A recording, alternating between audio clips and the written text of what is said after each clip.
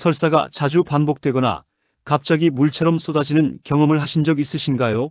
많은 분들이 이런 증상을 겪으면 장이 깨끗해지는 것 같다고 생각하거나 일시적인 문제라고 넘기시는 경우가 많습니다. 하지만 반복되는 설사는 단순한 문제가 아니라 몸에서 보내는 중요한 신호일 수 있습니다.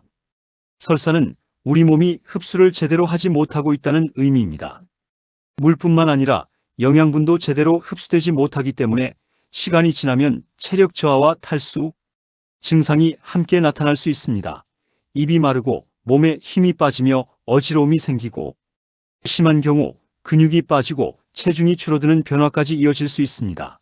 특히 나이가 들수록 이런 변화는 더 크게 영향을 미치기 때문에 설사를 가볍게 넘기는 것은 매우 위험할 수 있습니다.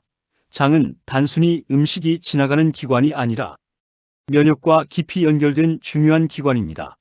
장 상태가 나빠지면 몸 전체에 염증 반응이 퍼질 수 있고 피로감이나 집중력 저하 같은 전신적인 변화로 이어질 수 있습니다.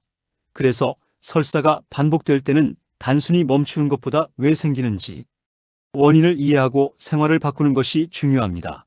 많은 분들이 설사를 하면 건강을 위해 채소와 과일을 더 많이 먹어야 한다고 생각합니다. 하지만 이런 선택이 오히려 증상을 악화시키는 경우가 있습니다. 채소와 과일에는 섬유질이 풍부한데 이 섬유질이 장을 자극해서 이미 약해진 장 점막에 부담을 줄 수 있습니다. 특히 거칠고 질긴 섬유질은 장을 더 자극해서 설사를 악화시킬 수 있습니다. 그래서 설사가 있을 때는 장을 자극하는 식단이 아니라 장을 쉬게 하고 회복시키는 식단이 필요합니다. 이때 중요한 개념이 바로 잔여물이 적은 식단입니다. 쉽게 말하면 장까지 내려갔을 때 남는 것이 적은 음식 위주로 먹는 것입니다. 이런 식단은 장을 자극하지 않으면서 흡수를 돕고 회복을 도와줍니다. 예를 들어 흰쌀밥이나 죽처럼 부드럽고 소화가 쉬운 음식이 도움이 됩니다. 채소를 먹더라도 껍질과 씨를 제거하고 충분히 익혀서 부드럽게 만든 형태가 좋습니다. 당근이나 감자처럼 푹 익혀서 먹을 수 있는 음식이 적합합니다. 고기를 먹을 때도 기름진 부위보다는 살코기를 부드럽게 조리해서 섭취하는 것이 좋습니다. 과일도 마찬가지입니다. 껍질과 씨를 제거하고 익힌 상태로 먹거나 충분히 익은 과일을 소량 섭취하는 것이 부담을 줄일 수 있습니다. 설사가 지속되는 이유 중 하나는 음식이 충분히 소화되지 않은 채 장으로 내려가기 때문입니다.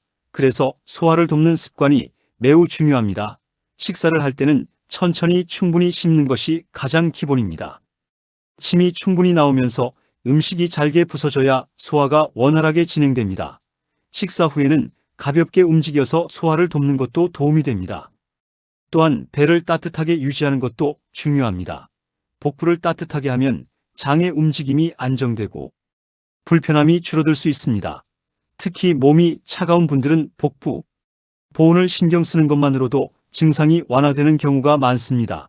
최근에는 무설탕 제품이나 저당 식품을 많이 드시는 분들이 늘어나고 있습니다. 하지만 이런 제품에 들어있는 일부 성분은 장에서 흡수되지 않고 그대로 내려가면서 설사를 유발할 수 있습니다. 껌이나 젤리, 음료 같은 간식에서 흔히 볼 수 있는 성분들이 원인이 될 수 있기 때문에 평소 섭취하는 식품을 한번 점검해 보는 것이 필요합니다. 또한 건강을 위해 챙겨 먹는 영양제도 설사의 원인이 될 수 있습니다. 특정 영양 성분을 과하게 섭취하면 장에서 물을 끌어당겨 설사를 유발할 수 있습니다. 이런 경우에는 섭취량을 줄이거나 식사와 함께 먹는 방식으로 조절하는 것이 도움이 됩니다. 설사를 완화하기 위해 도움이 되는 음식도 있습니다. 그중 하나가 바로 누룽지로 만든 따뜻한 물입니다. 누룽지는 오래전부터 소화가 약한 상태에서 사용되어 온 음식으로 장에 부담을 주지 않으면서 에너지를 공급해주는 역할을 합니다. 따뜻하게 마시면 장을 편안하게 하고 과도한 수분을 조절하는 데 도움을 줄 수 있습니다. 또한 떫은 맛이 있는 음식은 장을 수축시키는 성질이 있어 설사를 완화하는 데 도움을 줄 수 있습니다. 하지만 무엇보다 중요한 것은 자신의 몸 상태를 관찰하는 것입니다. 설사가 며칠 안에 좋아지지 않거나 복통 발열, 체중 감소 같은 변화가 함께 나타난다면 반드시 검사를 받아야 합니다. 단순한 장 문제를 넘어서 다른 원인이 숨어 있을 가능성도 있기 때문입니다. 설사는 몸이 보내는 경고 신호입니다. 무조건 참거나 무조건 멈추려고 하기보다 왜 이런 변화가 생겼는지 이해하고 생활을 조절하는 것이 가장 중요합니다. 오늘부터 한 가지라도 실천해 보시기 바랍니다. 자극적인 음식 줄이기, 식사 천천히 하기, 배 따뜻하게 유지하기, 이런 작은 변화들이 모이면 장은 분명히 회복 방향으로 움직입니다. 몸은 우리가 어떻게 관리하느냐에 따라 충분히 달라질 수 있습니다. 지금의 불편함을 지나가는 증상으로 넘기지 말고 몸이 보내는 신호를 이해하고 돌보는 것이 건강을 지키는 첫걸음입니다.